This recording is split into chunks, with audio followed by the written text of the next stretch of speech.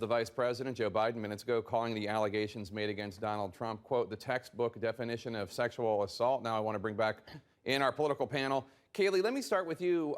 Today, Mr. Trump said his accusers, these four women who have come forward and given these accounts, he called them, quote, horrible, horrible liars. Do you believe these accusers who have come forward accusing Mr. Trump of sexual assault?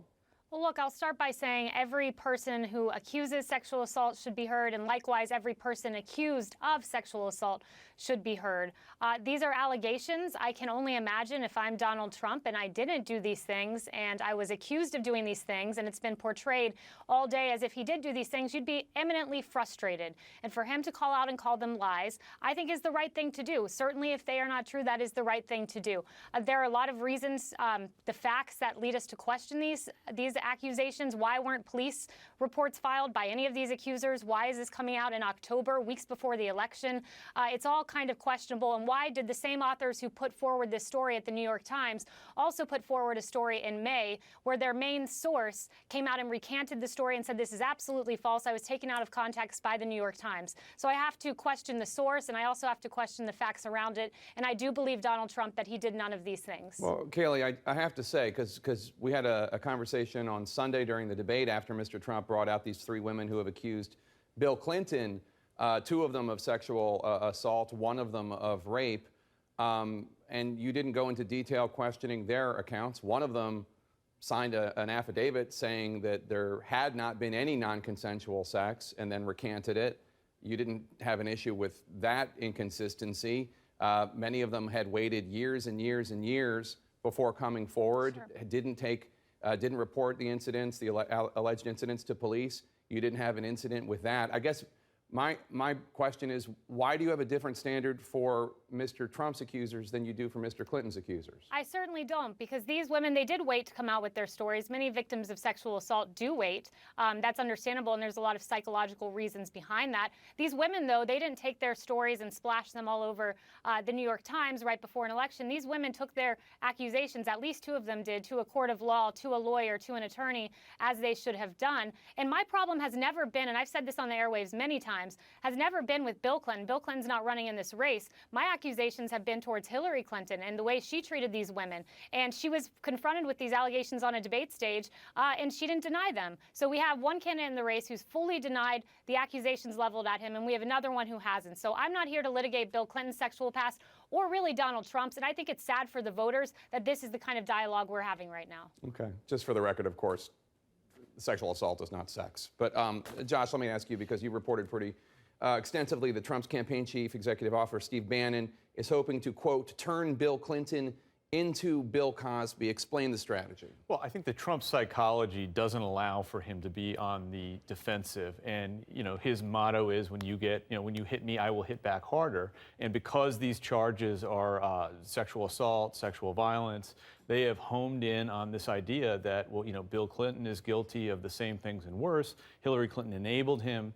Talking to the people in Trump's inner circle, they believe that Trump's strategy of rolling out these people at the debate and making these accusations basically succeeded. It stopped Republican elected officials from continuing to unendorse Trump. Some of them, after unendorsing, re-endorsed. And if you look at Republican voters, most of them have stuck by Trump. So Trump thinks that this is his salvation, and if they can just hit these accusations harder. They told me they're going to be rolling out new women who've made charges in the coming weeks, that this is Trump's path to climb back into the race, to essentially make Hillary Clinton so beat up and kind of negative over these accusations that people stop talking about what Trump has done and start talking about what they say Clinton has done. You think that will work? Well, no, I don't think it'll work politically. I think it's fine to examine the circumstances of each of these accusations when it comes to Bill Clinton or it comes to Donald Trump. But what is the standard? If the Trump campaign is saying that Hillary Clinton is at fault for calling these women liars who accused Clinton, and then Donald Trump does the exact same thing, then who's at fault here? And I think the problem is, politically, for him, he's on tape saying that he does things like this, and then women say, well, he did things like this to me, and people look at both Clinton and Trump, although they don't seem to hold it against Bill Clinton politically, which I think is a shame.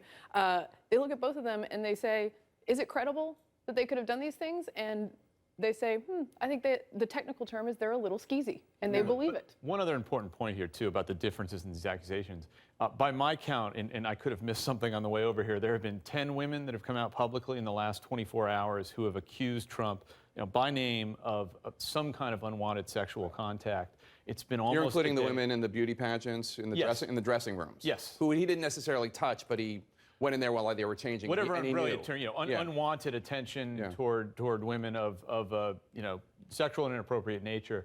At the same time, it's been 24 hours now since the Trump people told me we have new women we're going to roll out. We don't have any names. We don't have any timeline of who they are. So much like the threat of lawsuits, this is a threat. It's not an actuality, right? So one group of people have kind of come out and put their name to these charges. Another group has not. Kaylee, I want to play one part of Mr. Trump's response this morning to the new allegations of sexual assault. He's talking about a reporter from People magazine who wrote a first-person account. Take a listen. Take a look. You take a look. Look at her. Look at her words. You tell me what you think. I don't think so. I don't think so. He seems to be saying that this woman is not sexually attractive enough for him to assault. That's not what I heard at all. In fact, I saw the lower third on CNN just an hour ago, and I said, oh, my goodness, when did he say this? And then much to my surprise, he's being accused of that one line is being extracted from his speech. Well, as tell him me what commenting look on at tell her me what look appearance. at her means. When Tell me I what look at listened- her means.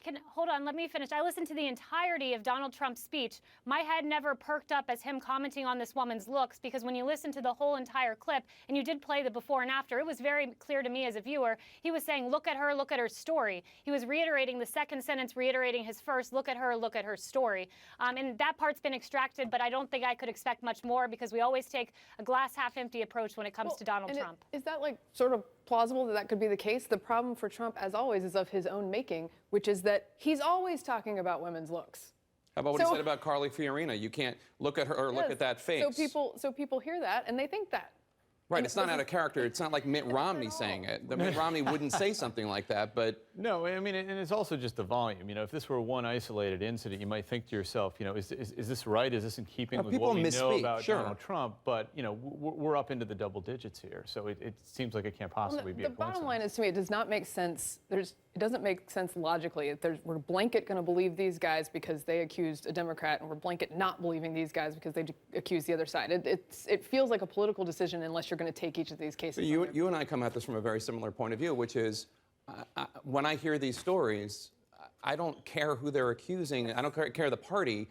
Tell me a story. It sounds credible. That's horrifying. Right. I care about due process, and I care about the people making these accusations, and whether it's a Democrat or a Republican, we should be paying attention and taking it seriously. Do you think, Kaylee, that, I mean, I understand that you think that everyone has a double standard here outside of Trump's circle, but do you see any sort of double standard when it comes to both sides believing everything said about either Bill Clinton or Donald Trump, depending on who they support, but believing nothing about the people weighing allegations against the person they like?